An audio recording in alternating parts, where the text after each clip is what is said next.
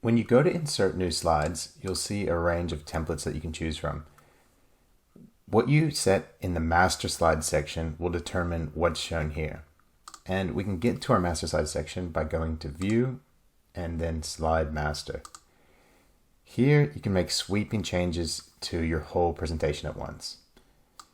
You'll see on the left that the slide with the number next to it is the master slide.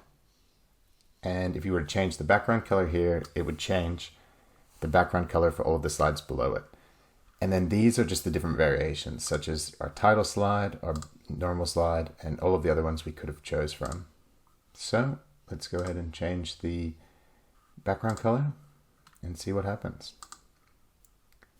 And we'll close that. So now we can see we've changed it on one, and it's going to change in all the others. And if we exit out of master view, we'll see that that is now applied to everything. So that's a useful way to make sweeping changes all at once. You can also change the fonts throughout your presentation here and set the different levels that will come up and the fonts that will come up as you use your bullet points. Another interesting thing here is that if you include a graphic, let's say you wanted to have a graphic in the corner or side of all of your slides, you can just insert a graphic. Here I'm probably going to have to crop this a little bit to get it just a bit thinner. Great. And now if I drag this to the corner,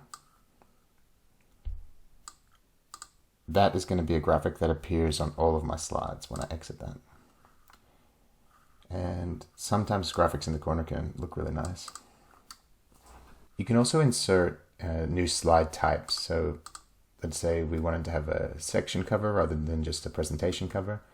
Go to Insert Layout and design it the way you want it to be. So you might have all your section covers kind of have their title here.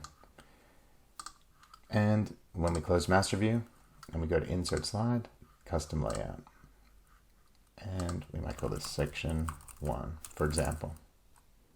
You can also use your master slide view to change where page numbers and dates and footers will appear on your slides. So if you wanted the page number to not be here, but be in the top, for example, you'd move that here.